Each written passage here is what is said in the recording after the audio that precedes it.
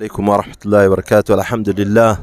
Alhamdulillah, kwanza tunamshukuru Mwenyezi Mungu na tunamtakia rehema na amani zimfikie kiongozi wa umma huu ambaye sio mwingine ila ni bwana mtume Muhammad sallallahu alaihi wasallam. Siku nyingine ambao tunafika katika viwanja hivi, lengo na kusudio kubwa ambao huwa tunafika katika viwanja hivi ni kufikisha kilima cha la ilaha illa Allah Muhammadur Rasulullah, kwamba hapana hapasei kuabudiwa kwa haki isipokuwa Mwenyezi Mungu mmoja peke yake na Muhammad ni mtume wake. Tunawatangazia watu kwamba dini ya Uislamu ndio dini ya watu wote na waweze kujiunga na dini ya Uislamu ili waweze kufaulu dunia na kesho akhera. Manake ndio haki namna ilivyo. Mimi wananiita Salim Ngugi Wanyoike, sijui wewe majina? Mimi wananiita Samuel Wambua. Samuel Wambua. Asante sana. Samuel, wewe Muislamu Mkristo? Mimi Mkristo. Asante sana. Hebu wekelea swali ya leo Samuel tulisikie. Swali yangu bado ni pale. Leta hapo. Niulize. Mimi najua Yesu ni mwana wa Mungu. Na wewe unaniambia Yesu ni mtume. Sasa tatizo ni wapi haswa, kwa sababu unaposema tunakataana juu. Mimi kulingana na Biblia na vile Yesu amejieleza. Amejieleza kama mwana wa Mungu. Na wewe unaniambia ni mtume. Kwa mfano katika sehemu gani ambazo Yesu amejieleza ni mwana wa Mungu? Kwa sababu tunavyojua Mungu hakuzaa wala hakuzaliwa, ila kama kuna sehemu ambayo Yesu anasema yeye ni mwana wa Mungu, ungetuelezea sehemu hii na hii Yesu alisema mimi ni mtoto ya Mungu. Ya kwanza ni fungua Yohana 17 Yohana. Mfungua hapo tu. 17 ngapi? 17 Yohana, hebu fungulie tuone. 17. Naam. Nani anataka moja ama ngapi? Maneno haya aliyesema Yesu. Akainua macho yake kuelekea mbinguni. Asante. Akasema, Baba, saa imekwisha kufika. Mtukuze mwanao ili mwana wako naye akutukuze wewe. Asante. Ni hivyo sasa, siameeleza vizuri. Inasemekana wala hata sina tatizo na hapo. Maneno haya aliyasema Yesu, akainua macho yake mbinguni akasema, Baba, mtukuze mwanao ili mwana wako naye akutukuze. Hiyo ndio hoja ambayo inamfanya Yesu kuwa mwana wa Mungu. Sio hiyo, hata kuna zingine mingi. Ndio nataka kwanza nijue katika hiyo Yohana 17:1 umeitoa kwa lengo gani haswa, kwa sababu kumuita kusema Mungu Baba kwa mjibu walioandika Biblia, na nimesha kueleza wakati mwingi, walioandika Biblia walikosa jina ingine ya kumpatia mtu mwema. Yani mtu mwema waliwapatia au wapatanishi walikuwa wanawaita wana wa Mungu, wale walioandika Biblia. Na ni kosa walioifanya, na ndio unaona ni makosa kwa watu wanaoandika kitabu kwa mikono yao kisha wakasema hiki kimetoka kwa Mwenyezi Mungu. Wanafanya makosa makubwa kwa sababu wanakosesha viumbe. Qur'ani 2:79. Alafu nirudi hapo nikufunze jambo ambao hautalisahau tena. 2:79 Qur'an. 2:79 Al-Karim. Anasema mtukufu Mwenyezi Mungu, kwa jina Mwenyezi Mungu mwingi wa rehema na mwenye kurehemu. Asante. Basi adhabu kali itawadhibitikia wanaoandika kitabu kwa mikono yao. Adhabu kali itawadhubutukia wanaoandika kitabu kwa mikono yao. Kisha wakasema, hiki kimetoka kwa Mwenyezi Mungu. Adhabu kali itawashukia hao wanaoandika vitabu kwa mikono yao kisha wakasema hiki kimetoka kwa Mwenyezi Mungu. Kwa nini? Kwa sababu wanafanya ufisadi katika zile vitabu. Sasa 17:1 Yesu akainua macho yake mbinguni akasema, Baba, umtukuze mwana. Kwanza tuangalie mbona anamuita Baba, kwa sababu Biblia inasemaje? 23:9 kitabu cha Mathayo 23:9. Kwa waandishi wa Biblia kuna mambo mengi waliokoroga, watu wema walishangaa watawaita namna gani. Takuleta vizuri. 23:9 kitabu cha Mathayo mtakatifu. Kinasemaje? Wala msimuite mtu baba duniani. Inaendelea kusema, maana baba yenu ni mmoja, aliye wa mbinguni. So Biblia inakataza watu kuita watu baba duniani. So hata wewe utamuita Mungu nani? Baba. Kulingana na Biblia? Na Biblia. Wewe ni mtoto wa Mungu? Mimi ni mtoto wa Mungu. Kitambulisho yako imeandikwa babako ni Mungu? Mimi kwa imani mimi ni mwana wa Mungu. Lakini sasa kwa imani kivipi unakuwa mwana wa Mungu? Kiimani utakuwaje mwana wa Mungu? Kivipi? Hebu tu ufafanulie. Ukiamini Mungu kama wewe si ni Muislamu, wewe uamini Mungu ako kwa ajili yako. Mimi nikimwamini Mungu na kuwa dini yangu ni Muislamu na naitwa muumini. Lakini mimi nabaki ni kiumbe cha Mwenyezi Mungu. Mimi si mtoto wa Mungu. Mimi nabaki ni kiumbe cha Mwenyezi Mungu. Kiumbe na mtoto tofauti ni gani? Kuna tofauti kubwa sana kiumbe na mtoto, kwa sababu wewe saa hii uko na watoto lakini huna kiumbe, kwa sababu wewe huwezi umba. Kiumbe kinakuja kwa sababu kiliumbwa. Kuna yule aliyekiumba kile kiumbe. Mtoto anakuja kwa sababu umemzaa, lakini mtoto hujamuumba. Na ndio unaona anayeumba ni Mwenyezi Mungu. 42-49 Qur'an. Na kupeleka polepole alafu turudi kwa mwana. Nikuonyeshe. Kwa mwana narudi hapo, wala usiwe na wasiwasi. Nataka hiyo jambo usije ukalirudia tena, nikumalizie kabisa. 42-49 kwa jina la Mwenyezi Mungu mwingi wa rehema na mwenye kurehemu. Naam. Ufalme wa mbingu na ardhi ni wa Mwenyezi Mungu. Ufalme wa mbingu na ardhi ni wa Mwenyezi Mungu. Anaumba pendavyo. Mwenyezi Mungu anaumba anavyopenda, sio anazaa. So Mungu hana watoto, anaumba apendavyo. Anampa amtakaye watoto wa kike na anampa amtakaye watoto wa kiume. Anampa amtakaye watoto wa kike na anampa amtakaye watoto wa kiume. Teremka. Au huwachanganya watoto wa kiume na wa kike kwa mtu mmoja. Au anawachanganya watoto wa kiume na wa kike kwa mtu mmoja. Na humfanya tasa amtakaye. Na humfanya tasa amtakaye. Mungu ndo anafanya hiyo kazi, ni muumbaji. Sawa So sisi tunapomwangalia Mwenyezi Mungu tunajua ni muumbaji, ametuumba sisi, sio kutuzaa. Sasa Biblia inapokuja kutambua watu kuwaita wana, Biblia imeita watu wengi sana wana. Hata kuna mahali pengine pia nitasupport hiyo answer yangu. Nakuja huko. Utasupport, tunakupa nafasi. 6-1 Mwanzo. Sikiza. 6-1 Mwanzo. Najua wewe muo mnarukiwa kule mbele, hamjajua Biblia kutumia wana imetumia kwa vitu mingi. Hata shetani ameitwa mwana wa Mungu. Kama una habari, ngojea tu wewe utasikia vitu. Ikawa wanadamu walipoanza kuzidi usoni pa nchi. Wanadamu walipozidi katika uso wa nchi, na wana wa kike walizaliwa kwao. Watoto wa kike walizaliwa kwa hawa wanadamu, sawa? Sikiza habari. Wana wa Mungu waliwaona hao binti za wanadamu ya kuwa ni wazuri. Tulia. Wana wa nani? Wa Mungu. Wana wa Mungu ni nani? Ni malaika. Asanti. So Biblia pia imeenda to an extent kuita malaika ni wana wa nani? Wa Mungu. Malaika wamezaliwa na Mungu? Hapana, ameumba. Asanti. So Biblia viumbe wa Mungu imebadilisha, inawaita wana wa nani? Wa Mungu. So Yesu ni kiumbe cha Mungu, lakini Biblia inabadilisha, inamuita mwana wa nani? Wa Mungu. Ambao ni makosa. 5:9 Mathayo, alafu ulete hiyo hoja yako. Mimi nimekuambia utaelewa, kwa sababu Biblia ni watu walioandika, ndio unaona kunapatikana yale makosa. Wanaita mpaka malaika ni watoto wa Mungu, wakati malaika ni viumbe vya Mungu. Malaika sio watoto wa Mungu, malaika viumbe vya Mungu. 5:9. Sikiza. Nitasoma kama ilivyoandikwa. Heri wapatanishi. Heri wapatanishi, maana hao wataitwa wana wa Mungu. Biblia pia imeenda to an extent kuita wapatanishi kuwa wana wa nani? Wa Mungu. Asanti. So ukiona watu wanakosana, wewe ukawapatanisha, wewe pia unaitwa na Biblia mwana wa nani? Wa Mungu. Lakini katika real sense wewe sio mwana wa nani? Wa Mungu. So makosa hayo. So Biblia kakosea pande hiyo. So kumuita Yesu mwana wa Mungu makosa. Kuna swali bado. Leta. Yesu wakati aliuliza wanafunzi wake, aliwauliza kwanza Wayahudi wanasema mimi ni nani? Wanasema mimi ni nabii wa kale aliyefufuka. Akawaambia hapana. Tusome wapi? Twende hapo. Ngapi? Twende Yohana. Yohana ngapi? Yohana 7. 7. Fungua Yohana 7 tu. 7. Wewe fungua 7 tu. Muangalilie asiwe na wasiwasi. Asiwe analikosea, maana mimi sioni ni 7. Andiko linasemaje nikusaidie? Andiko linasemaje nikusaidie? Inasema Yesu wakati aliuliza mnasema mimi ni nani? Nao wakamwambia watu wanasema wewe ni nabii wa kale aliyefufuka. Hakuwauliza hivyo. Ni 16 kitabu cha Mathayo, nianzie 15. Hakuwauliza hivyo. Sikiza vyenye aliwauliza.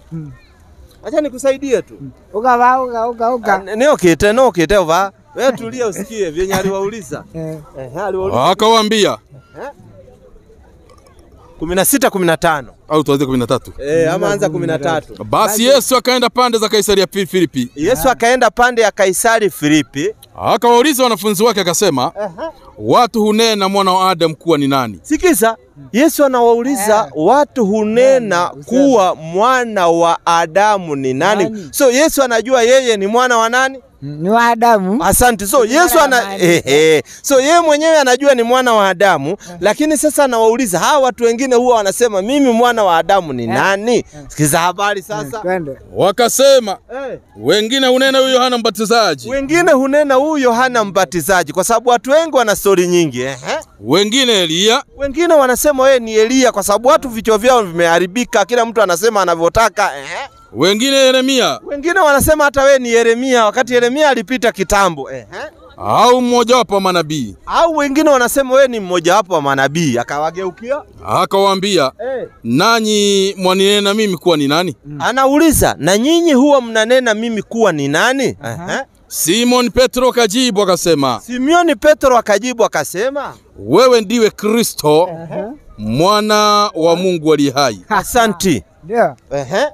Simoni malizia. Yesu akamwambia, heri wewe Simoni Bariona, kwa kuwa mwili na damu havikukufunulia hivi, bali Baba yangu aliye mbinguni. Asante.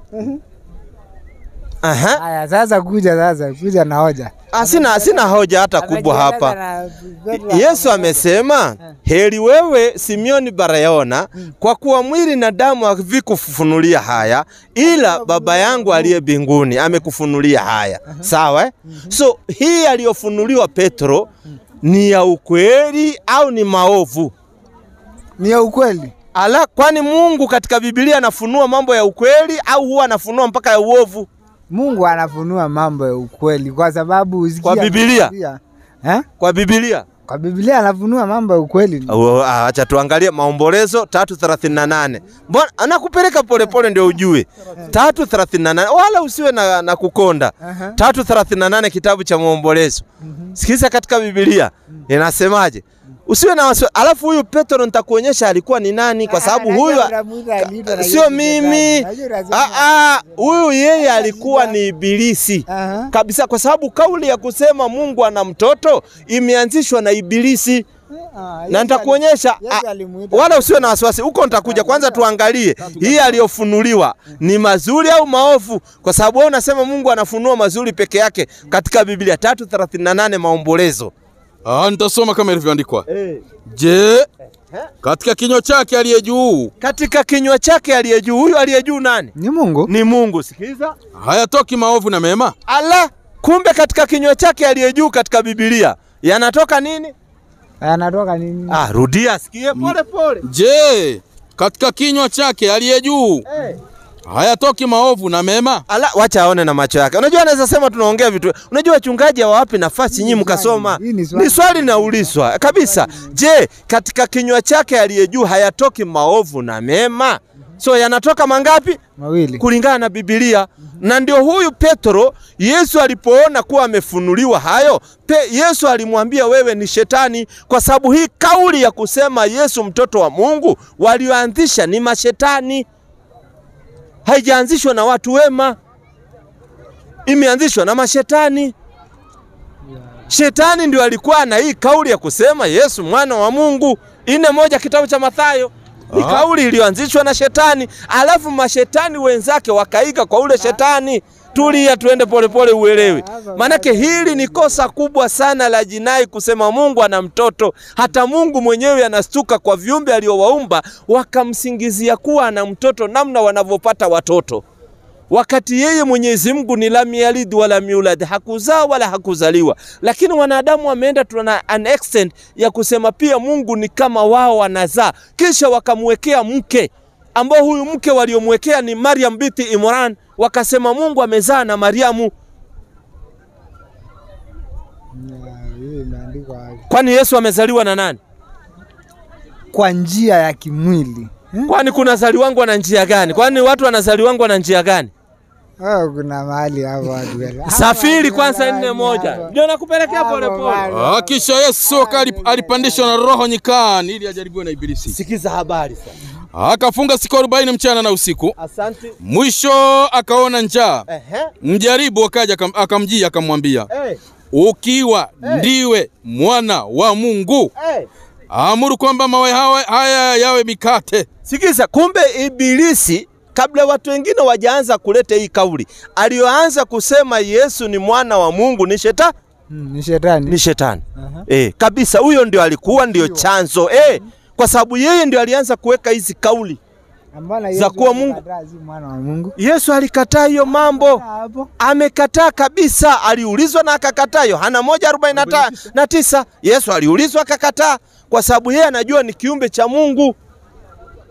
Anajua ni kiumbe cha Mungu. Amekataa. Hiyo ni watu wanamsingizia Nabii Isa ibn Maryam na kumtukana Mungu ati kuwa Mungu anazaa namna wanavyozaa wanadamu. Na hilo swali la kwamba kuhusu mwana wa Mungu, hata kwa wakati wa Yesu mambo haya yalikuwepo. Tena walikuwa mengi. Sikiza. Sura za jaba zilikuwepo wakati huo. Nathanieli alikuja akasemaje? Nathanieli akamjibu, Rabi, wewe u mwana wa Mungu? Ala, kumbe Nathanieli amekuja kwa Yesu akamwambia wewe ni mwana wa nani? Wa Mungu.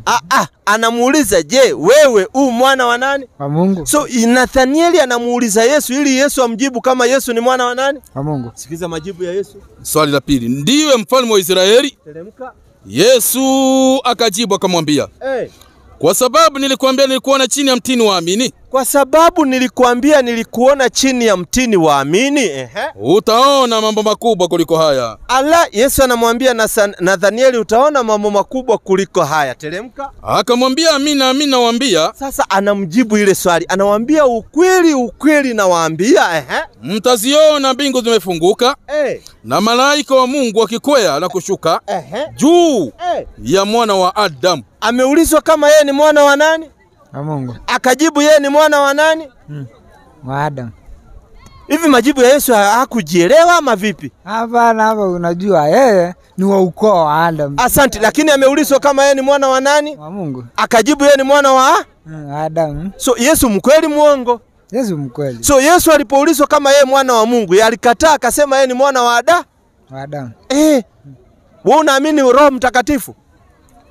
Roho Mtakatifu mkweli muongo? Mkweli. Mkabisa? Kabisa. Mkweli. Tuulize Roho Mtakatifu anasema Yesu mwana wa nani? Muulize. 7:55 Matendo ya Mitume. Nitasoma kama ilivyoandikwa. Pole pole. Lakini yeye akija Roho Mtakatifu. Hii ni Roho Mtakatifu hii sio mchezo Sikiza habari. Akakaza macho yake akitazama mbinguni. Akauona utukufu wa Mungu. Na Yesu akisimama upande wa mkono wa kuume wa Mungu. Kumbe Stefano anasaidiwa na Roho Mtakatifu, anamuona Yesu amesimama mkono wa kuume wa nani? Wa Mungu. Sikiza, Roho Mtakatifu anamwambia Yesu ni nani? Akasema, tazama, naona mbingu zimefunguka. Na mwana wa Adamu amesimama mkono wa kuume wa Mungu. Tulia. So Roho Mtakatifu anamsaidia Stefano kutambua kuwa huyu aliyesimama mkono wa kuume wa Mungu ambaye ni Yesu ni mwana wa nani? Adamu. So Roho Mtakatifu anadhibitisha kuwa Yesu ni mwana wa nani? Adamu. Teremka chini, sikiza, walikubali au walikataa? Amesimama mkono wa kuume wa Mungu. Wakapiga kelele kwa sauti kuu. Kumbe watu walipoambiwa Yesu ni mwana wa Adamu walipiga kelele. Malizia. Wakaziba masikio yao. Kumbe shida sio nyinyi. Wale waliotangaziwa kuwa Yesu sio mwana wa Mungu ni mwana wa Adamu waliziba masikio. Masikio. Sio waliziba nini? Masikio. Kuziba masikio ili wasisikie Yesu ni mwana wa Adamu. Na wewe ukawafuata ndio ukaziba masikio. Kwa sababu wewe unakataa. Sasa wewe unaziba masikio. Ndio nakujibu. Hawa walipotangaziwa na Roho Mtakatifu kuwa Yesu ni mwana wa Adamu, walichokifanya kwanza walipiga kelele. Na watu ambao wanapiganga kelele nyie, mkienda kanisani mnasema tumpigie Mungu kelele. Ati mnapigia Mungu kelele. Mungu hahitaji kelele. Pili, hawa walifanya kosa la kuziba masikio yao. Lau wangefungua masikio yao, wangejua walichokuwa wakiambiwa kuwa Yesu ni mwana wa Adamu, sio mwana wa Mungu. Hili swala la kusema Mungu ana mtoto ni swala ambalo litakupeleka motoni. Kwa sababu Mungu hazai, hawakutaka kusikia. Na katika Biblia, Yesu mwenyewe ana mwana kama una habari. 2:5 Yohana baba, tupeleke polepole ukijana. Polepole asije akanene. 2:5 ama Yohana, hebu niangalie Yohana, ukikosa tuende mbali. Ikosekana ndio hivyo. Wao siwe na mimi hata sikupelekange mbio. Huwa nakupeleka mpola mpola ndio uweze kufahamu. 2:5 Yohana, hebu niangalie. 2:5. Mamaye akawaambia. Andiko linatoka 2:5, niangalilie Marko 2:5. Alimwambia yule aliyepoza 2:5. Ikikosekana ndio hiyo, asiwe na wasiwasi. Mimi namuletea usiwe na wasiwasi. Hili jambo ni jambo ambalo watu wengi wamehitirafiana wakaingia katika uzushi mwingi sana. 2:5. 2:5 nasema na Yesu alipoiona imani yao akamwambia yule mwenye kupoza. Tulia kidogo. Rudia 2:5. Yesu ako na mtoto hapa kwa Biblia. Sikiza habari. Inasema na Yesu alipoiona imani yao akamwambia yule mwenye kupoza, mwanangu. Ala, kumbe Yesu anamuita yule aliyepoza nani? Mwanangu. Kumbe Yesu ako na nani? Ana mtoto amuita. Si umeniambia Biblia yenye waliandika na alikosea. So kumbe usaelewa. Kumbe usaelewa. Kumbe Yesu sio mwana wa Mungu. Ni mwana wa Mungu. Sasa kama ni mwana wa Mungu na Yesu ako na mtoto? Ana mtoto. Ala, rudia. Unajua sio mimi nimeandika, rudia. Angalia hapa, sio mimi hii sio mwandiko wangu. Angalia, hii sio hati yake. Sio mwandiko wangu ya. Na Yesu alipoiona imani yao akamwambia yule mwenye kupoza, mwanangu. Anamuita mwana? Endelea. Mwanangu, malizia. Umesamehewa dhambi zako. Asante. Anamwambia mwanangu, si hata unaweza ita mtu yote tu mwanangu. Lakini hujamzaa? Unaweza. So Mungu hana mtoto? Ako na mtoto. Ala, ana mtoto gani tena? Nataka nikuulize. Kuna swali, kuna mahali hatujasikizana. Wapi hapo? Manake mimi naona wewe unakubali pande zingine nini? Alipokuwa anaomba katika milima ya Mzeituni, wakamtokea manabii wakale. Sawa? Na mbingu likafunguka. Mungu alisema nini? Biblia iko wapi? Sehemu gani hiyo? Hebu tufungulie tu. Sijajua kwa sababu mimi nimejaribu kukuelezea na nikakuonyesha hata Biblia inasema Yesu ako na mwanake. Yesu wakati alikuwa anaomba, manabii wakala wakamtokea wawili. Iko katika Mathayo. Sasa huyu mtoto hapa kwanza huyu. Huyu mtoto wa Yesu amemruka huyo. Maana Biblia isa kutambua Yesu ana mwana. Na huyu mtoto wa Yesu atamuita Mungu nani? Si ni babu? Baba. Atamuitaje Mungu baba wakati yeye ni mtoto wa Yesu? Mjukuu huyu. Usi ni mjukuu? Tulisikizana. Mjukuu wa Mungu. Yesu alitoka katika ukoo wa Adam. Kabisa, wala sina tatizo. Wala wanamuita mwana wa Adam na hakuzaa. Hata sisi tunaitwa wana Adamu kwa sababu tumetokana na Adam, kwa sababu Mungu anaumba, Mungu hazai. Na nimekueleza hilo jambo.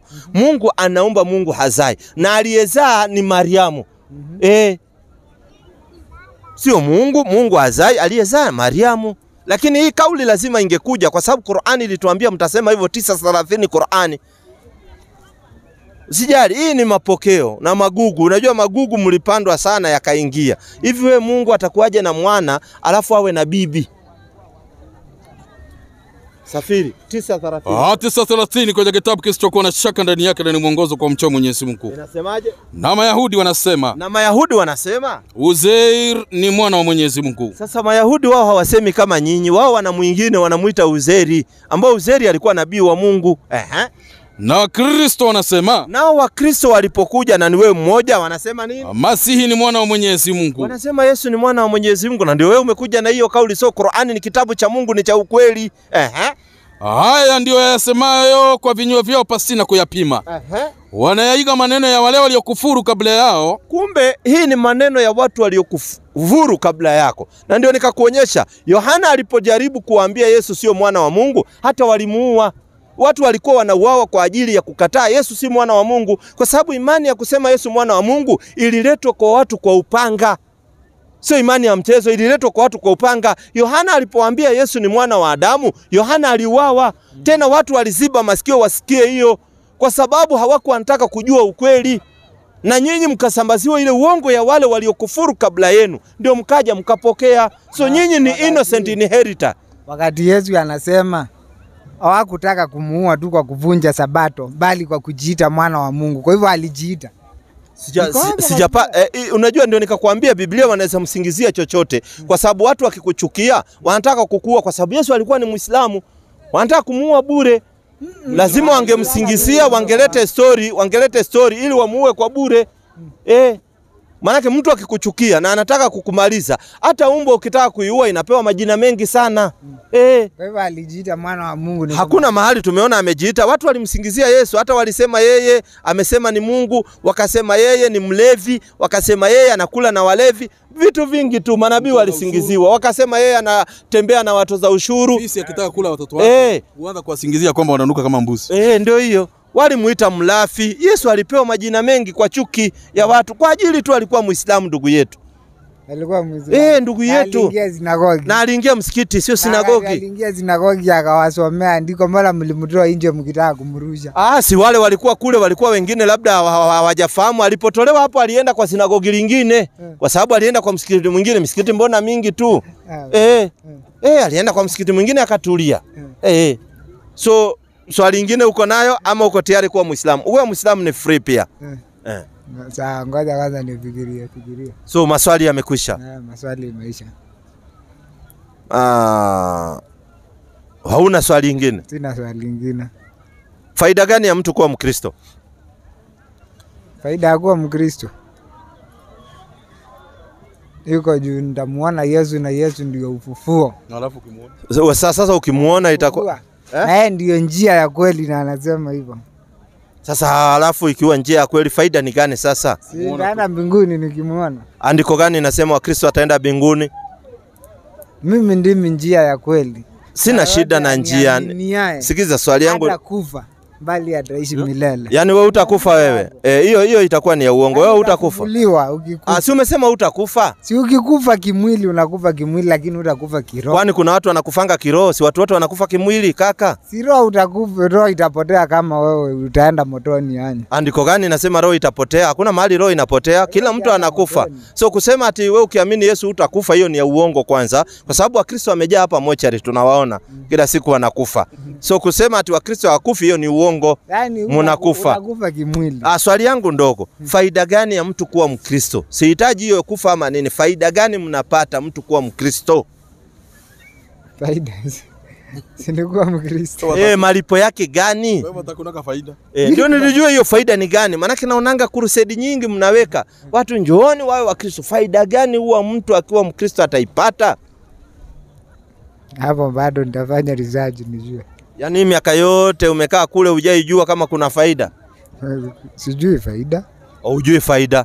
Na ni kweli 11:17 wa Korinto wa kwanza si wanaenda kanisani ni hasara tu pole lakini ndio nikakuuliza faida kwa sababu nilikuwa nataka nijifunze jambo 11:17 pole lakini huwa mnaenda tu bure 11:17 wa Korinto wa kwanza 11:17 wa Korinto wa kwanza lakini katika kuagiza haya siwasifu kwanza ya kwamba mnakusanyika si kwa faida bali kwa hasara.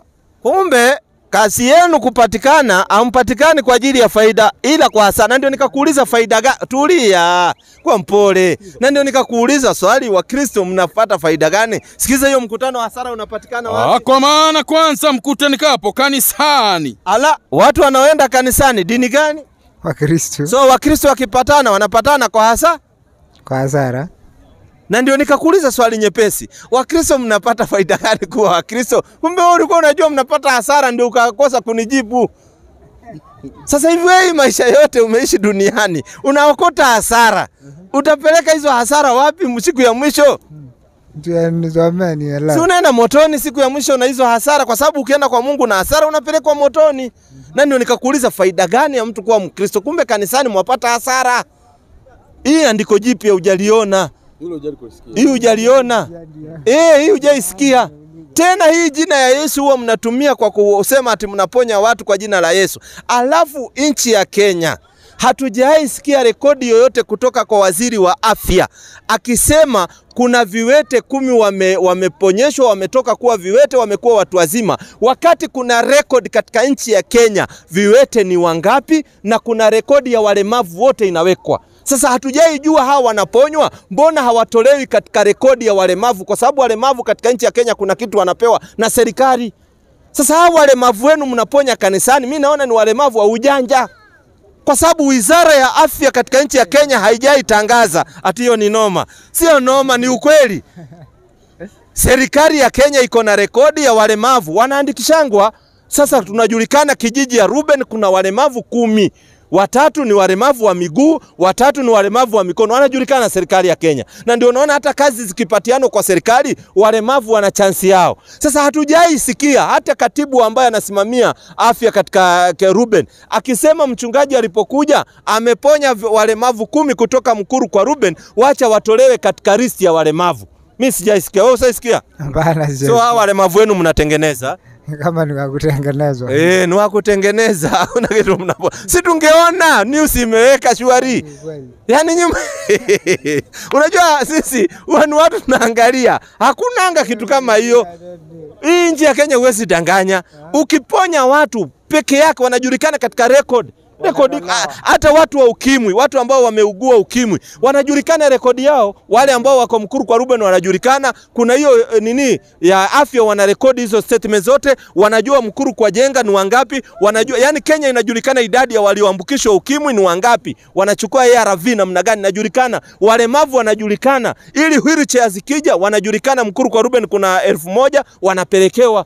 Lakini wachungaji kila Sunday wanaponya viwete na sijaiona wakitolewa kwa hiyo record. Hii ni ujanja wa hali ya juu sana. Hii mnatukoni kabisa. 721 baba.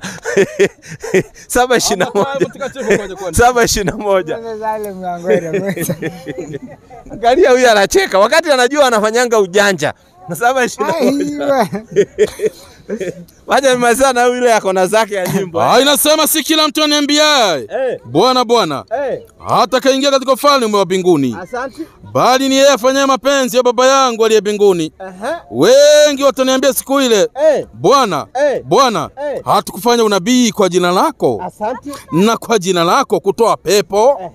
Na kwa jina lako kufanya miujiza mingi? Hawa wanatoa pepo kwa jina la Yesu. Ni dini gani?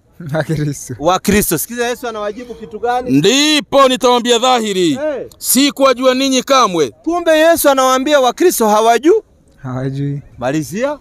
Ondokeni kwangu ninyi mtendao maovu.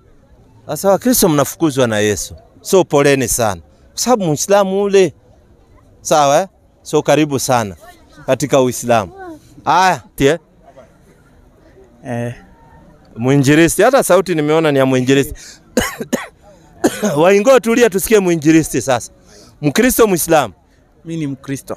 Mkristo, asante. Hebu wekelea swali ya leo tulisikie. Tulikuwa tunaongea hapa na Waingo ananiambia yeye ndiye anachonga sanamu ambazo anapatia watu waabudu, zingine anapatia wanabeba kwa shingo. Nikamwambia pia yeye anafanya makosa kwa sababu anachangia katika ufisadi kuendelea. Sasa wewe uko na swali gani ungependa kuuliza Waislamu? Tuachane na Yaingo. Sasa mimi swali langu ni naona hii mkutano iko hapa na inakuanga hapa kila siku, na nikiwa hapa naona unaambia watu karibuni kwa Uislamu. Sasa hiyo ni kumaanisha Wakristo sisi hatuna maana ama? Asante sana. Swali nzuri sana. Mimi nawaambia watu wa karibu kwa Uislamu kwa sababu apart from Islam ukichagua dini nyingine utaenda motoni. Qur'ani 3:185. Sio mimi, Mungu kasaa sema. Ndio nataka nikuonyeshe. Alafu nikuonyeshe maana yenu iko. Wewe labda ndio hujaipata. Sikiza habari. 3:85. Kwa jina la Mwenyezi Mungu mwingi wa rehema na mwenye kurehemu. Na anataka dini isiyokuwa ya Kiislamu. Na yeyote anayetaka dini isiyokuwa ya Kiislamu basi haitakubaliwa kwake. Mungu anasema hatoikubali hiyo dini. Sasa ndio nakuambianga kila siku ukuwe Muislamu. Kwa sababu ukienda na dini nyingine apart from Islam haitakubalika. Malizia. Naye akhira atakuwa katika wenye hasara kubwa kabisa. Na wewe siku ya mwisho utakuwa miongoni mwa watu wenye hasara kubwa kabisa. Ukienda kwa Mungu na dini nyingine ambao si Uislamu, utakuwa miongoni mwa watu wenye hasara kubwa kabisa. Ndio kila siku naweka mkutano hapa na kuambia njoo kuwa Muislamu kwa ajili ya kuinusuru nafsi yako. Sio kwa ajili ya faida yangu mimi mwenyewe, ni kwa ajili ya faida ya nafsi yako. Tulia dakika moja. Pata vizuri? Nimekupata. Ndio huwa kila siku naambia watu wawe Waislamu. Sasa niko na swali lingine hapa. Hata hiyo swali lingine. Haya, wakati Yesu sasa alienda kwenda mbinguni. sinasemekana alipaa akaenda mbinguni. Na watu walikuwa hapo wakawaambia mimi nitarudi tena na nimeenda mbinguni kuandalia nini? Mahali. Makao, sawa? Na nikimaliza nitarudi. Sasa swali langu ni Yesu wakati atarudi na hao watu hawako hapo saa hii, si ataenda na sisi ama ataenda na akina nani? Sasa ataenda na nyinyi aje na hawatambui nyinyi. Yeye alikuwa akiongea na Wayahudi kwa sababu ametumwa kwa Wayahudi, hajatumwa kwa Mkikuyu ama Mkamba ama Mkisii. Sasa ataongeaje na nyinyi wakati nyinyi hawajui? 15:25 kitabu cha Mathayo 15:26. Ukimalizia manake naona manyunyu kidogo. Yesu hawatambui nyinyi. Yesu ni Muislamu na alikuwa anaongea na Waislamu wake ambao ni wana wa Israeli. Sikiza 15:24 anasema. Nitasoma kama ilivyoandikwa. Akajibu akasema, sikutumwa ila kwa kondoo waliopotea wa nyumba ya Israeli. Yesu anasema sikutumwa ila kwa kondoo waliopotea wa nyumba ya Israeli. Wewe umepotea? Mimi sijapotea. Basi Yesu hajatumwa kwako 19, Mathayo 19:10. Yesu ametumwa kwa wale waliopotea ambao wewe hujapotea. Wewe si umo hapa. Sasa wewe ni umati Muhammad, wewe ni ukuwe Muislamu uende peponi. Yaani Uislamu tena wepesi. Sio hii mambo yenu mnawekewa mazito hata na wahurumia. Alafu sasa sikiza 19:10. Mathayo 19:10. 19:10. Inasema wanafunzi wake wakamwambia, mambo ya mtu na mkewe.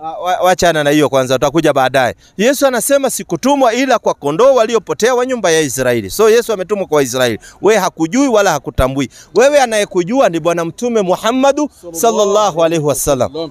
Alafu Uislamu wepesi. Sasa wakati Yesu atarudi sasa, atakuwa Muislamu hata akirudi. Ataenda na Waislamu peke yake acha wa Kristo ama itakuwaje? Sababu maandiko inasemanga watu wote wanatoshana mbele ya Mungu. Sasa hapo hebu niambie sasa, sababu unaniambia Yesu alikuwa anaambia Wayahudi. Sasa wewe ni Myahudi sasa. Mimi sio Myahudi, mimi ni Msapere.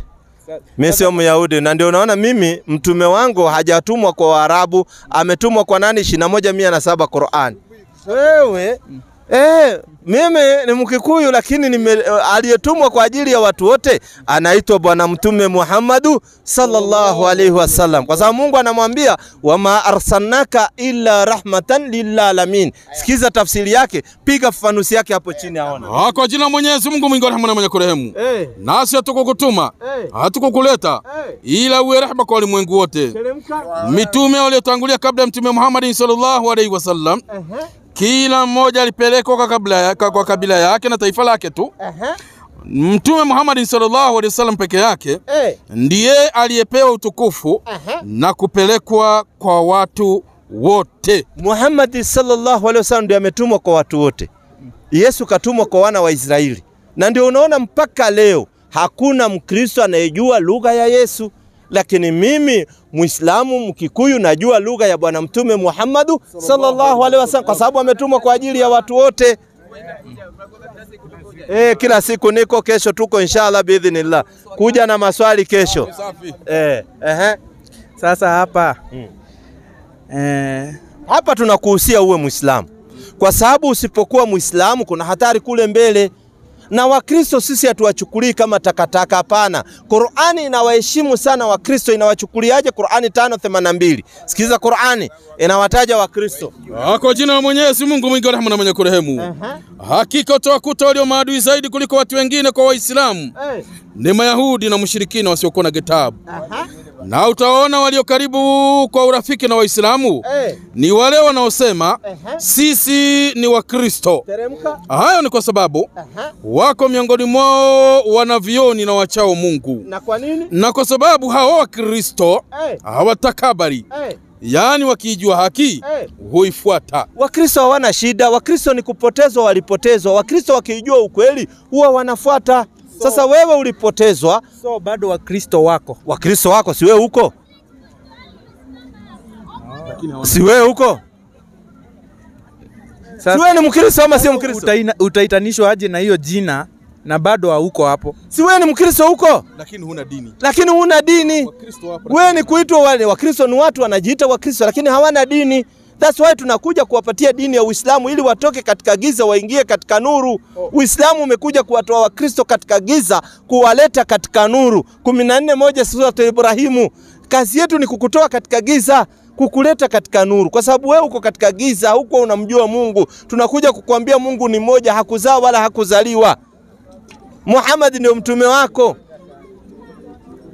Usiwe ukastuka. Sikiza inasemaje? Kwa jina Mwenyezi Mungu mwingi wa rehema na mwenye kurehemu. Alif Lam Ra.